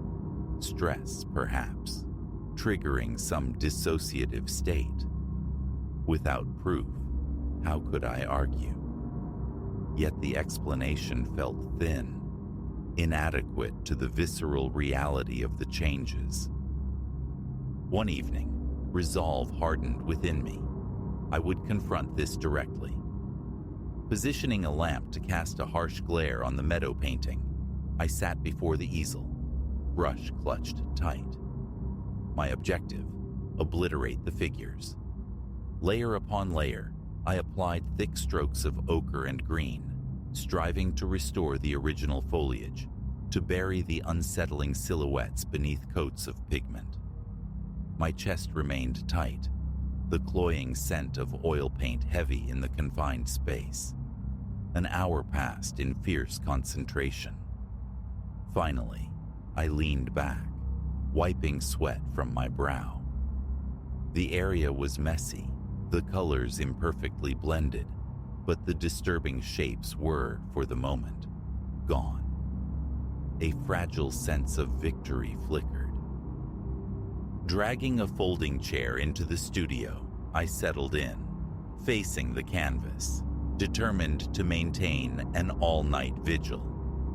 An energy drink sat beside me, its chemical sweetness periodically cutting through the paint fumes. The chair's hard angles pressed into my back, but I ignored the discomfort. Midnight slid past. The apartment's profound silence amplified my unease. No distant traffic, no neighborly murmurs. My eyelids grew heavy. I stretched, tapped a foot, blinked rapidly against the encroaching drowsiness. Around 2 a.m, consciousness blurred. I succumbed. A violent jerk pulled me back. 3:17 a.m. glowed on my phone screen. My neck screamed in protest. My back ached from the slumped posture. My gaze flew to the painting. The air left my lungs. The thick, wet paint I'd painstakingly applied to cover the figures vanished, utterly gone.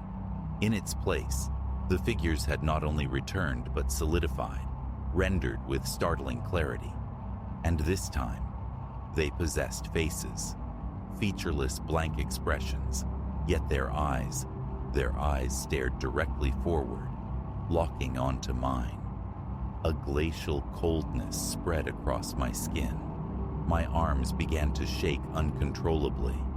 The energy drink slipped from my grasp, clattering and rolling across the floorboards. Scrambling to my feet, heart pounding like a drum against my sternum, I fumbled with the lamp switch, though the overhead light already filled the room. Nothing made sense. My thoughts scattered like frightened birds. A wave of nausea surged, born of the knot twisting in my gut. I forced myself to hold the gaze of the painted faces. They returned my stare with an unnerving intensity that made my flesh crawl. Subtle lines etched the corners of their eyes. The paint was layered, textured, lending them a stark, undeniable presence. Reaching out, my finger brushed the canvas. Dry, completely dry, as if finished hours ago. I stumbled backward, colliding with the folding chair, uttering a choked curse as I grabbed it for balance. My breathing came in ragged, shallow gasps. The remainder of the night dissolved into a haze of pacing and fear. I retreated to the bedroom, pulled a blanket from the closet, returned to the studio, and threw it over the easel, unable to bear the sight of the painting any longer. My mind circled relentlessly around the impossible question: how? No answer presented itself. Exhaustion weighed me down, yet rest remained elusive. Every time I closed my eyes, the painted faces materialized behind my eyelids, their gaze penetrating the flimsy barrier of the blanket. My own space felt contaminated, hostile. When morning finally broke, my eyes burned with sleeplessness. In the kitchen, seeking water, my hands trembled so violently I could barely turn the tap. Watching the water splash into the sink, I contemplated flight, seeking refuge at a friend's place. But the thought of abandoning my studio, my work, felt like surrender. Besides, was the phenomenon tied to the apartment or to me? Would the canvases continue their sinister evolution elsewhere? Returning to the studio, I yanked the blanket from the easel. The faces stared back, harsh in the daylight. I documented them again with my phone, sending the images to my friend, along with a frantic message detailing the overnight horror. Waiting for a reply that didn't immediately come. It was still early. I tried to ground myself by cleaning brushes, the methodical strokes, the sharp scent of solvent offering a fleeting distraction. The memory of my failed attempt to paint over the figures surfaced. There was no logical reason to expect a different outcome, yet a surge of desperate defiance propelled me forward. I would not yield passively.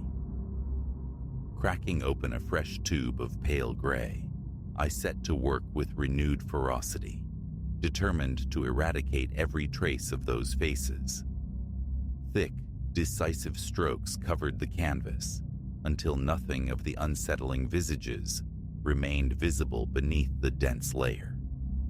Stepping back, breathing heavily, my shirt clinging damply to my skin, fingers aching from the tight grip on the brush, I felt a grim satisfaction. I leaned the canvas against the wall, facing inward, letting the thick paint begin its slow drying process. Tonight, I vowed, it would not share the room with me. Observation, yes, but from a distance. That evening, I took the additional, perhaps absurd, precaution of placing the painting face down upon the floor. I then locked the studio door from the inside, exiting through the secondary door into the hallway, sealing it behind me. If orientation or visibility played a role, perhaps this would disrupt the cycle. The absurdity of my own actions wasn't lost on me. I camped out on the living room sofa, music playing softly, phone screen casting a pale glow as I scrolled aimlessly, forcing wakefulness until nearly 2. When sleep finally claimed me, it was heavy, unrefreshing, my body leaden, my stomach still clenched tight. Morning. The approach to the studio door was fraught with dread. Turning the key, pushing the door open, my breath hitched. The painting stood upright on the easel once more. I knew, with absolute certainty, I had left it prone on the floor. Now it presided over the room, as if repositioned by an unseen hand. Dizziness washed over me. Slowly, cautiously, I advanced. The canvas was utterly transformed. The sky plunged into near blackness. The meadow warped into a grotesque landscape of tormented, twisting trees. And the figures, they dominated the center side by side, their unnerving, roughly rendered faces staring directly out. Their eyes, disproportionately large and dark, seemed to swallow the light. My mouth was parched. I tried to form a word, but only silence emerged. The potent smell of fresh paint saturated the air. A soft, almost imperceptible plink sounded from beneath the easel. A single viscous drop of black paint detached itself from the canvas, falling onto the protective plastic sheeting below. I remain here, rooted to the spot, heart galloping, breath catching in my throat. A faint tremor persists in my legs, threatening collapse. What comes next? What possible action remains? Removing the paint failed. Hiding the canvas failed. Recording the void yielded nothing. These figures, these intrusions, they return. Stronger each time. They watch. They wait. Sweat slicks my palms. A bitter taste coats my tongue. My jaw aches from unconscious clenching. Right now, I am simply standing, staring at these distorted shapes, these two figures with their soulless eyes. Touching the canvas again feels impossible. Leaving the studio feels like abandoning the battlefield. My own heartbeat thunders in my ears, a frantic captive bird within my chest. Destroy the canvas. Try some other desperate measure. I am ensnared in this terrifying loop. The painted faces burned onto my vision, whether my eyes are open or closed. They refuse to fade. My sanctuary is compromised, my craft subverted. I no longer trust the space around me, nor the images emerging from it. My paintings are animate, hostile, evolving beyond my control, and every act of resistance only seems to provoke a darker, stranger response. This is where I stand, hands trembling as I recount this, uncertain of anything except the oppressive presence on the canvas and the chilling anticipation of what the next dawn might bring.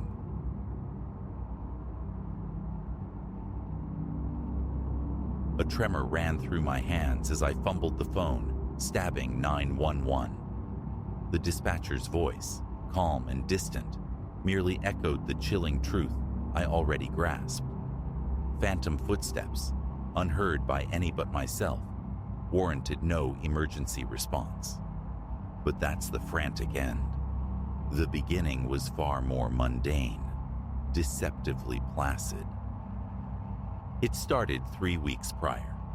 Elias, over lukewarm chow mein at our Friday haunt, dangled a set of keys. Do me a solid, watch the new place while I'm gone. His business trips were frequent, but this request was novel. Just grab the mail. Keep the spider plant alive. It's in Oakwood Heights, that fresh development off the 16.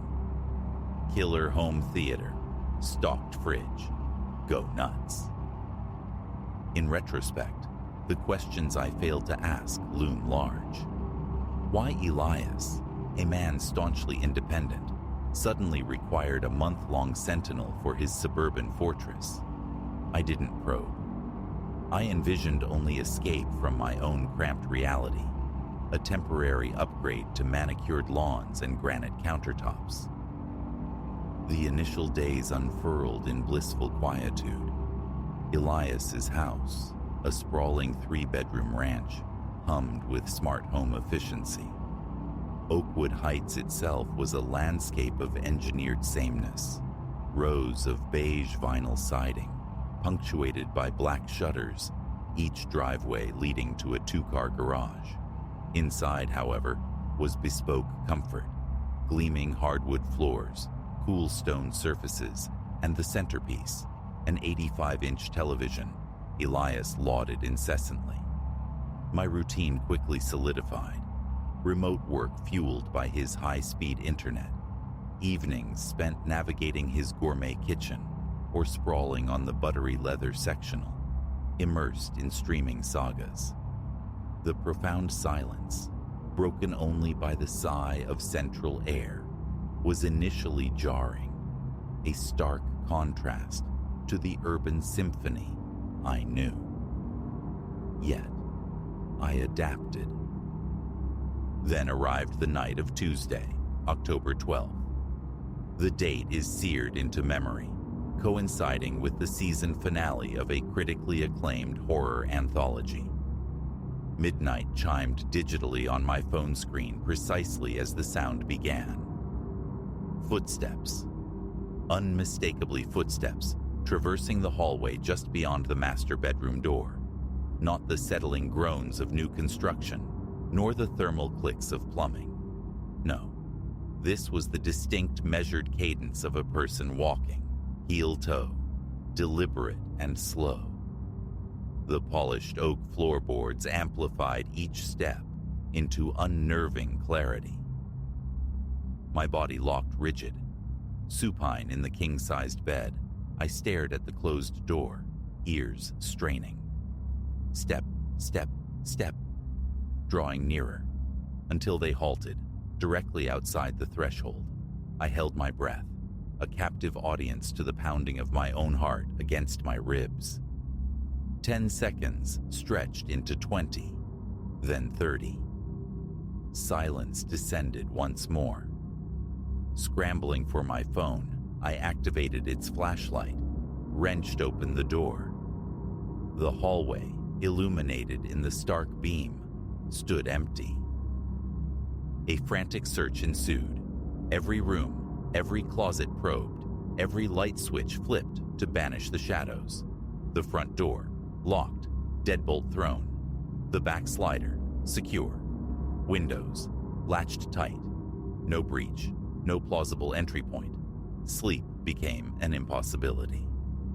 I spent the remaining hours perched upright in bed, bathed in artificial light, eyes darting between the impassive bedroom door and the security app on my phone, which stubbornly reported no anomalies on the exterior cameras. Dawn brought a desperate craving for normalcy, for the sight of another human. As I brewed coffee, the rumble of refuse bins being wheeled back from the curb drew me outside. There, I encountered Victor, Elias's next-door neighbor. "You must be Elias's friend," he offered, maneuvering his bin. "Settling in okay?" "It's nice," I managed, aiming for nonchalance. Quiet street. A subtle shift occurred in Victor's expression. Mostly quiet, yeah. He paused, weighing his words. "Look, not trying to spook you, But did Elias happen to mention why the folks before him cleared out so fast? A knot formed in my stomach. No. What happened? Didn't last long. The Callahans seemed like a nice enough couple. Moved in right after the development opened last year. Started hearing things though. Noises at night. Footsteps, they said. Husband used to tear the place apart looking. Never found a thing. Stuck it out 3 months, then listed it. And before them? Victor shook his head. Callahans were the first owners of the house itself. But the construction guys, they had some strange tales. Probably just winding each other up, you know. The urge to confess my own nocturnal encounter rose, sharp and urgent, but the bright morning sun rendered it absurd. I mumbled an acknowledgement and retreated indoors, the casual conversation leaving a residue of unease. That evening, I prepared. My phone, propped on a dresser, was set to record video facing the hallway. A thin cordon of baby powder, a half-remembered trope from some ghost hunting show, dusted the threshold. Foolish, perhaps, but sanity felt like a tangible thing I needed to prove. Midnight arrived, punctual as ever, and with it, the footsteps, the same unhurried pacing down the corridor. I forced stillness upon myself, though every instinct shrieked for flight. Again, the steps paused just outside my door. I counted a full minute this time before investigating. The hallway, vacant. The powder, pristine, undisturbed. My phone's recording showed nothing but 60 minutes of empty, silent space. Yet, the auditory memory remained vivid, undeniable. For 5 consecutive nights, the pattern held. Midnight, the deliberate tread, the subsequent frustrating lack of any physical evidence. My sleep schedule inverted. Days were for rest, nights for vigilant waiting, shifting my stakeout position from room to room, hoping to ambush the source of the sound. The 6th night brought a terrifying deviation. I was in the living room, feigning interest in a late-night movie, nerves taut in anticipation of the midnight marker. The footsteps began, but their origin had shifted, emanating now from the kitchen. I killed the television volume. In the ensuing hush, the steps resonated louder, closer. Rising slowly, I swept the phone's flashlight beam across the shadowed space. The sound migrated from the kitchen through the dining area. I could track its invisible progress across the floor plan. It was heading directly toward me. My back found the cool plaster of the wall, my free hand fumbling blindly for the light switch. The footsteps entered the living room. My flashlight beam sliced through empty air, illuminating only the space where the sound originated. Step, step, step. They ceased barely 3 feet away. My fingers finally located the switch, flooding the room with light. Nothing. Only Elias's meticulously arranged furniture, precisely as it had been moments before. My call to Elias was ragged, my voice trembling as the story tumbled out. A long silence stretched across the line after I finished. Damn it. I should have told you, he finally admitted, his own voice strained. I hoped. Maybe the Callahans exaggerated, or it was just settling noises, bad plumbing, something logical. You knew about this? The accusation hung heavy. Realtor disclosure. Mandatory. Turns out, 3 families owned the original farmhouse on this land before the Callahans. way back when it was just fields.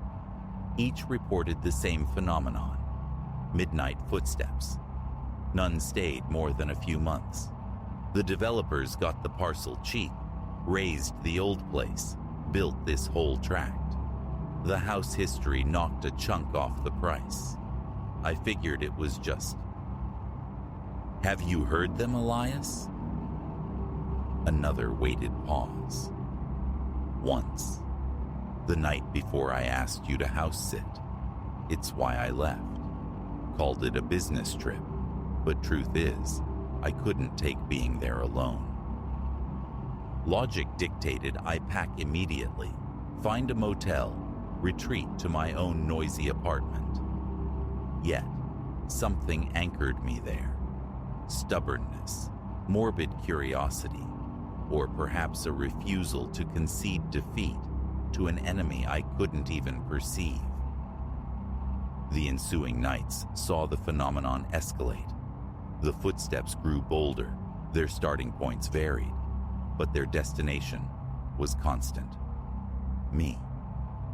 They would halt beside my chair, circle my position as I stood frozen in the center of a room. One night, they shadowed me relentlessly for an hour, echoing my own movements from room to room. I deployed every countermeasure I could devise: lines of salt, religious icons scavenged from Elias's decor, burning sage that filled the house with acrid smoke, even motion sensors that remained stubbornly untriggered. Nothing deterred them. Last night shattered my remaining resolve. I was in the kitchen near midnight, constructing a sandwich, a mundane act to anchor myself against the impending dread. The footsteps commenced early, 11:45 p.m., but they weren't solitary this time. A door creaked open upstairs, then another and another. A plurality of footsteps now, descending the stairs, fanning out across the ground floor. The knife slipped from my grasp, clattering against the granite. The sounds converged on the kitchen, surrounding me. An invisible crowd, dozens of spectral feet pacing Elias's expensive hardwood, their collective tread a deafening rhythm. That's when I dialed 911. The dispatcher, professionally detached, remained skeptical, but promised an officer for a property check. ETA, 30 minutes minimum. I disconnected. The footsteps pressed closer, an auditory cordon tightening around me. The kitchen air turned frigid, my breath plumed visibly. A crushing pressure built in my chest, an invisible weight constricting me. Blindly, I bolted, pushing through the epicenter of the sound, feeling distinct pockets of cold where the footsteps seemed densest, bursting out the front door and into the refuge of my car. I drove until I found the fluorescent sanctuary of a 24-hour diner, and I haven't looked back. This morning, I informed Elias I was done. He understood immediately, mentioning calls to a real estate agent upon his return. What about the next buyers? I asked, the question tasting like ash. Full disclosure, he sighed. Someone will bite, though. Someone always does. They'll hear the stories, think they're different, think they can handle it, just like we did. And the footsteps, they just keep walking, don't they? Every night, midnight, searching for something or someone. I write this now from my own apartment. Midnight approaches. The familiar thuds from my upstairs neighbor reverberate through the ceiling. For the first time, the sound is a comfort. At least these footsteps have a visible source. Researching Oakwood Heights yielded a fragment of local lore. Before the development, before the farmland, Elias's property sat at a convergence of three ancient trails. A crossroads, historians noted, where travelers heading west would often camp. Not all completed their journey. Perhaps that's it, the endless searching cadence of those lost travelers, pacing ethereal paths long buried beneath asphalt and sod. Or perhaps they seek something else entirely, something misplaced, stolen, or concealed beneath the foundations of progress. I don't know. I only know that somewhere in that pristine house, amidst the hardwood and granite, the footsteps echo still. And soon, very soon, someone else will hear them. They always do.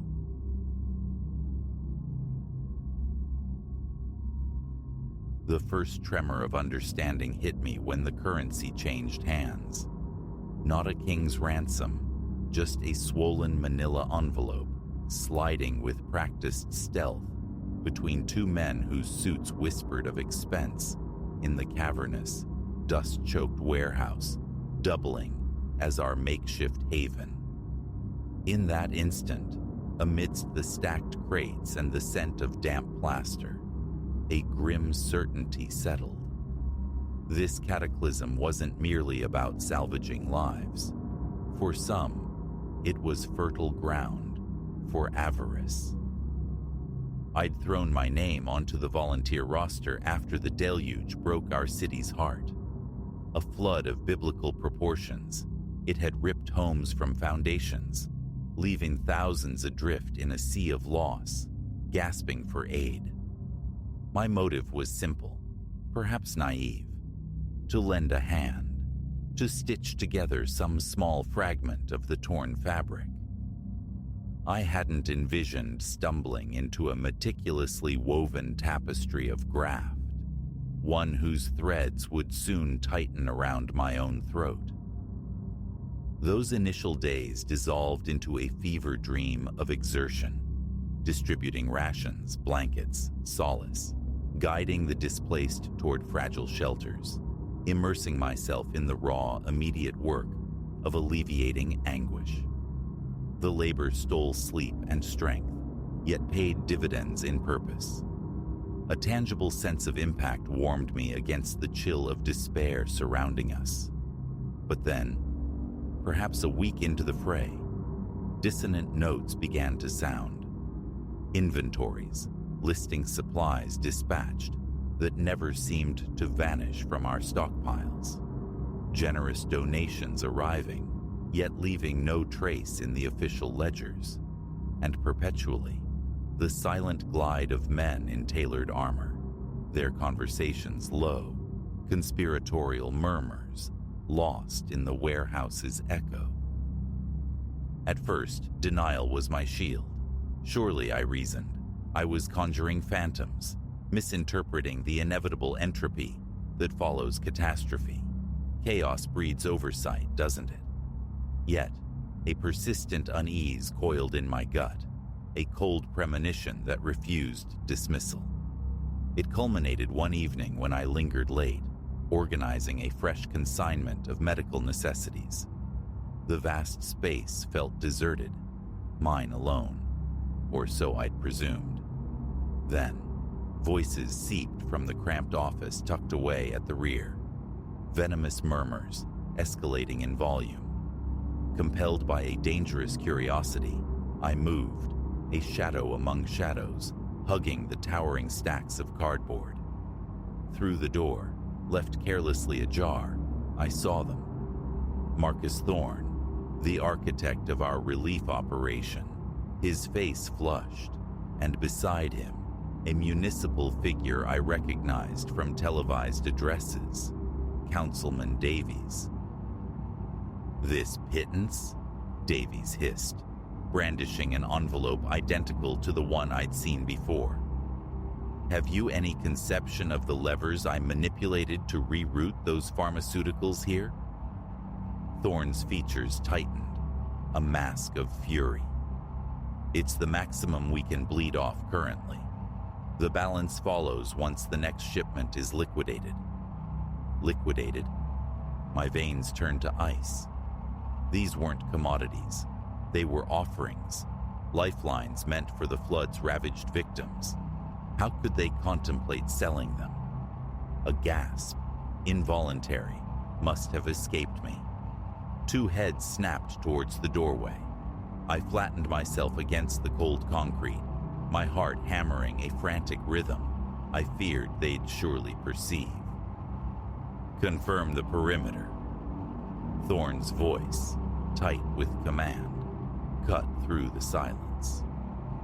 "Ensure our privacy." I didn't linger for discovery. Melting back towards my workstation with ghost-like stealth, I snatched my satchel and navigated towards the exit, forcing an air of nonchalance while pure, unadulterated panic gnawed at my insides. Freedom arrived with the night air, but sleep remained elusive. My thoughts spun, frantic loops around the overheard exchange. This wasn't mere pilfering, no minor skimming off the top. It was orchestrated, systemic plunder on an audacious scale. And if these men could prey upon the desperate, what other boundaries wouldn't they transgress? Returning the following day demanded a new resolve, to amass proof. Walking away felt like complicity, a betrayal of the very people whose suffering fueled this grotesque enterprise. My focus sharpened. I became an observer, cataloging inconsistencies, etching discrepancies into memory, capturing furtive images with my phone when the moment allowed. For a week, I wore the guise of the earnest volunteer, a secret chronicler moving through their midst. I believed my caution, absolute. Foolishly. In such a place, with fortunes hanging in the balance, unseen eyes are perpetually vigilant. It was Anya Petrova who sounded the alarm, another volunteer, young, aflame with the same initial idealism. She'd become a confidant forged in shared exhaustion. She intercepted me as our shift concluded, her gaze skittish, darting like a cornered bird. "Exercise caution," she breathed, the words barely audible. "Inquiries are being made about you. I believe suspicion has taken root." I attempted a nonchalant dismissal, a flimsy reassurance for her sake, but inwardly my stomach twisted into a knot of ice. That night sealed my decision. The authorities needed to be alerted. The fragments I possessed, surely they constituted enough to ignite an investigation. That opportunity never materialized. Arriving at the warehouse the next morning, I found it besieged by uniformed officers. A fleeting surge of hope. Had another soul stepped forward? Was the dismantling finally underway? Then my gaze locked onto Thorne, conversing earnestly with the police, gesturing subtly in my direction. Two officers detached themselves, their expressions impassive, approaching me directly. "Ma'am," one stated, his voice devoid of inflection, "we require you to accompany us. There are inquiries regarding certain unaccounted-for supplies." The ground fell away. They were orchestrating my downfall. How had they pivoted with such lethal speed? 12 hours evaporated within the sterile confines of an interrogation room, a relentless cycle of questions mirroring themselves. They produced doctored ledgers bearing my forged signature, surveillance footage cunningly edited to depict me loading cartons into my vehicle. Utter fabrications, yet chillingly persuasive. Had I not been the protagonist of this nightmare, perhaps even I might have succumbed to their narrative. Release came eventually, but the unspoken threat hung heavy in the air. They possessed the leverage to shatter my existence should I persist. That night, Defeat and terror were my unwelcome companions. Huddled in my darkened apartment, every creak amplified, I felt utterly adrift. What hope had I against an apparatus wielding such pervasive influence? Yet, as the hours bled away, a different heat began to supplant the fear: indignation. How dare they pilfer from those who had lost everything? How dare they twist my attempt at righteousness into criminality? The realization dawned. Alone, I was vulnerable. But perhaps I wasn't truly alone. Thoughts turned to Anya, to other volunteers whose quiet observations must surely echo my own suspicions, and most vividly, to the faces of the flood victims, unknowingly subsidizing the very corruption, prolonging their misery. Cautiously, I began to probe, a whispered exchange during a shared task, a carefully aimed question veiled in innocence. Slowly, allies emerged from the shadows.